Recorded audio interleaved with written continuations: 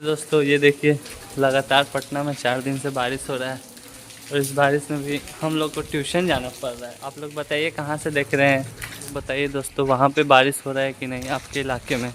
यहाँ तो 4 दिन से बहुत बारिश हो रहा है, के कारण इतना पानी भर गया है और हमें इधर साइड से जाना पड़ रहा है।